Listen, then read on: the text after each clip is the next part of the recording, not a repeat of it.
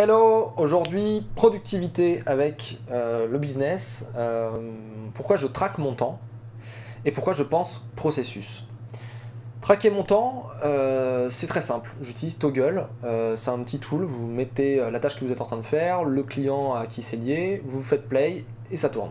Et quand vous faites pause, hop, ça le met dans un tableau et ça le met dans le bon dossier, etc. Et ensuite vous pouvez voir directement combien de temps vous avez passé sur telle tâche. Pourquoi je traque mon temps ? Je le traque pour plusieurs choses. Déjà, je le traque parce que j'ai besoin de savoir combien de temps je passe et combien de temps je dois facturer potentiellement un client. Ensuite, ça permet de me limiter. C'est-à-dire que si un client, forcément, m'a commandé 10 heures, bah, je ne vais pas travailler 30 heures. Je vais travailler à peu près 10 heures. Même si je ne suis pas à la minute près, que je travaille, je sais pas moi, 10 heures et 5 minutes, 10 heures et 30 minutes, je m'en fous un peu, mais ça permet de voir si je suis dans les clous ou pas. Ensuite, quelque chose de très important qui va aussi avec le point suivant que sont les processus, mais traquer son temps, ça vous permet de voir qu'est-ce qui est compressible et incompressible. Donc tout ce qui est incompressible, ce sont des tâches, je dirais, que vous ne pouvez pas faire autrement et de toute manière ça prendra le temps que ça prendra, voilà, c'est tout, point. Et les tâches compressibles, c'est des choses que vous pourriez automatiser, ou vous pourriez trouver des méthodologies, des matrices, des fonctions, des trucs quoi, pour... des espèces de hacks de productivité pour que ça améliore en fait votre vitesse et que vous puissiez passer moins de temps sur cette chose-là et pouvoir consacrer du coup le temps à autre chose. Donc ça permet vraiment de mesurer tout ça et ça va avec notamment cette histoire de processus. J'ai un process complet. Moi au départ, quand j'ai fait mon entreprise et même un peu après, de temps en temps je fais le process global en fait de mon entreprise. C'est-à-dire que tout début de la prospection, etc.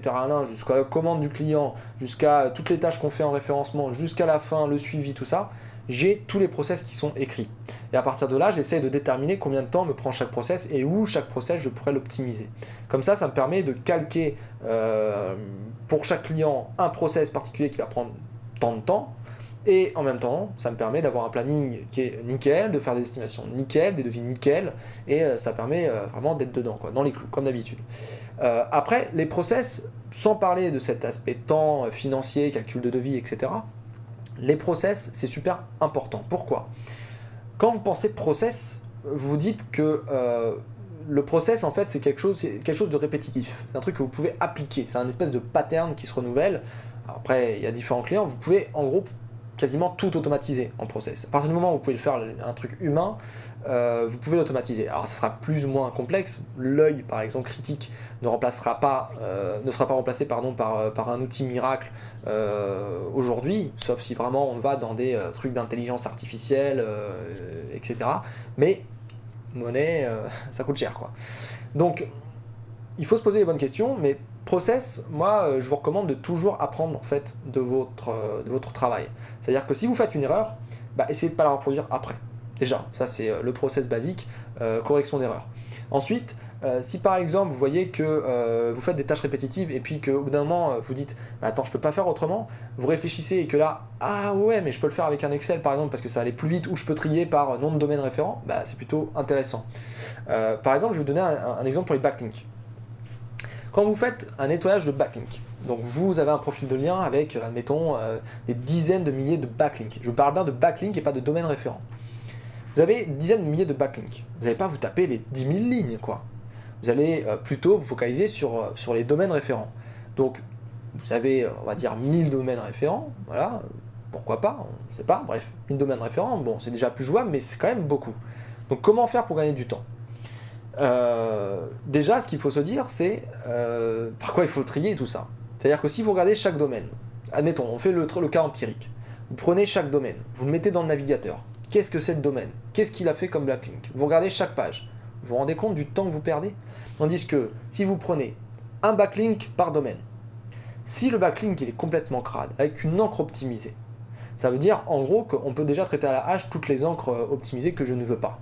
Ou tous les profils que je ne veux pas, si c'est sur la même IP, si c'est un truc spam, si c'est un truc chinois, enfin bref, vous trouvez un pattern qui se reproduit et ça permet déjà d'aller plus vite. Donc là vous y allez à la hache et c'est bon, déjà vous traitez les 1000 plus rapidement, quoi. Donc Majestic SEO c'est le bon tool, quoi. C'est 50% du boulot, c'est essayer de trouver les indicateurs qui vont faire en sorte que les backlinks on va les repérer, enfin ceux qui sont un peu dégueux, quoi. Ensuite, un autre truc, on peut aller encore plus loin. Imaginons, vous avez un domaine référent. Vous prenez un backlink, c'est un peu tiré par les cheveux, hein, mais vous prenez un backlink par domaine référent. Si ce backlink, par exemple, est dégueulasse, c'est-à-dire qu'il est vraiment merdique, et que, en gros, ça a été super facile pour le mec qui nous a envoyé les backlinks de merde, ça a été facile de mettre en ligne sur le domaine.